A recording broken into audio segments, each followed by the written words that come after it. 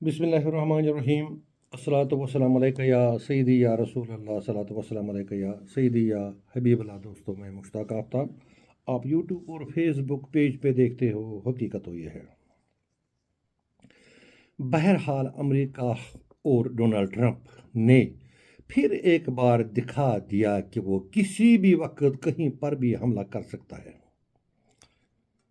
जिस तरह से इराक और सदाम हुसैन को निशाना बनाया गया, फिर अफगानिस्तान, इसके बाद ईरान, और अब अमेरिका ने ज़ोर ज़बरदस्ती से वेनेज़ुएला पर हमला करके वहाँ के राष्ट्रपति को यरगमाल बनाकर उसको केस दायर किया है।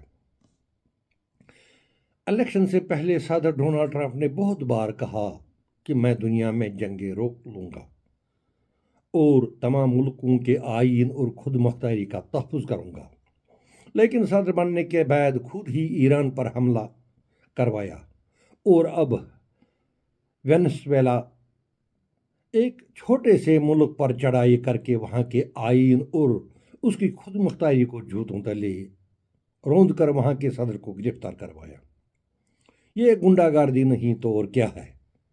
ये दूसरी बात है कि वेनेज़ुएला के आला हुकाम को पहले ही अमेरिका ने अपने नापाक शीशे में उतारा था, जिसकी वजह से अमेरिका का हमला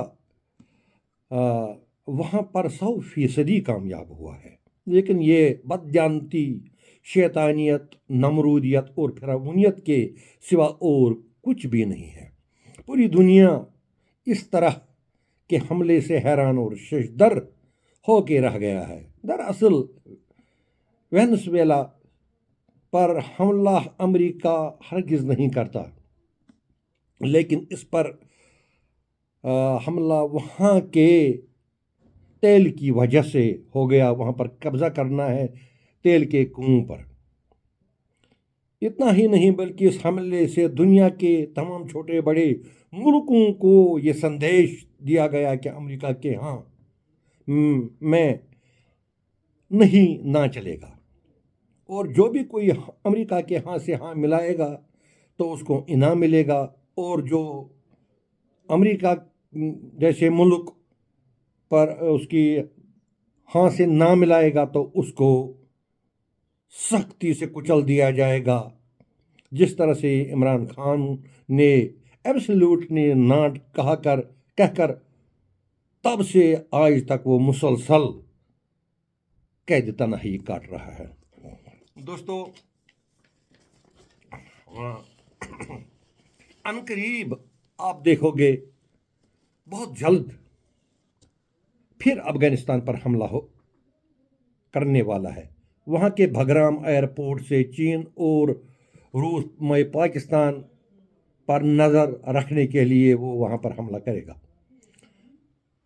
मेरे ख्याल में आज का ये जो अमेरिका वेनेज़ुएला पर किया गया हमला, अब चीन रूस दोनों को फ्री हैंड मिल गया। अनकरीब चीन ताइवान पर चारों तरफ से हमला करने वाला है, और रूस यूक्रेन के अलावा बहुत छोटे छोटे इलाकों पर हमला करके उनको रूस के साथ मिलाने की कोशिश करेगा।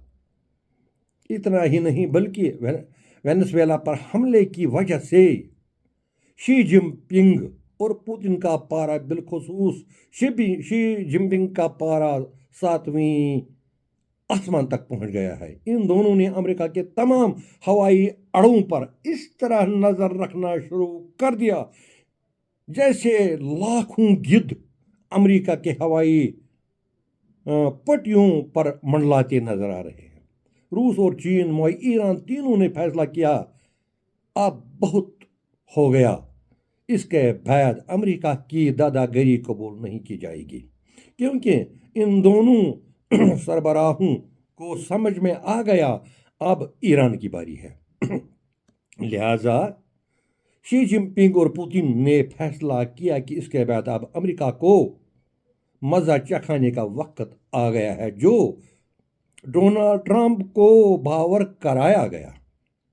अब मिडिल ईस्ट पर कोई धरंगी अमेरिका की कबूल न की जाएगी। इस वक्त पुतिन के साथ शी जिनपिंग का गुस्से और नाराज़गी साफ ज़ाहिर होता है, क्योंकि वेनेजुएला से तकरीबन चीन 6 बिलियन ऑयल का तजारत करता था।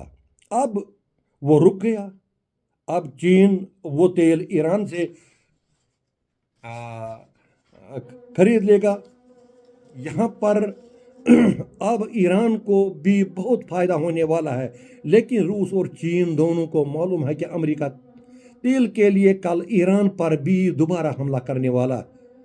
इसी वजह से पुतिन और शी जिनपिंग का पारा इंतहाई हाई हो चुका है, और यहीं से नज़र आ रहा है कि अब अमेरिका ने मिडिल ईस्ट और ईरान पर हमले का कभी अगर सोचा भी तो न सिर्फ उसको नाटो से हाथ धोना पड़ेगा, बल्कि अमेरिका से भी उसको हाथ धोना पड़ेगा। रूस और चीन किसी सूरत में ईरान की ये तमाम मिडिल ईस्ट मुल्कों जिनके पास तेल है, अमेरिका की इजादारी बर्दाश्त करे हरगिज नहीं हो सकेगा ये। और अगर अब इसके बाद अमेरिका ने किसी मिडिल ईस्ट के मुल्क जिसके पास तेल है हमला किया तो रूस और चीन फिर खामोश रहा, तो समझ लीजिए कि दुनिया फिर अमेरिका के गोद में जाएगा, और दुनिया किसी मुल्क का नाम बाकी रहेगा, और दुनिया में सिर्फ अमेरिका ही एक मुल्क होगा, बाकी कुछ नहीं। मुश्ताक आफ्ताब को इजाज़त दीजिए। खुदा हाफिज़।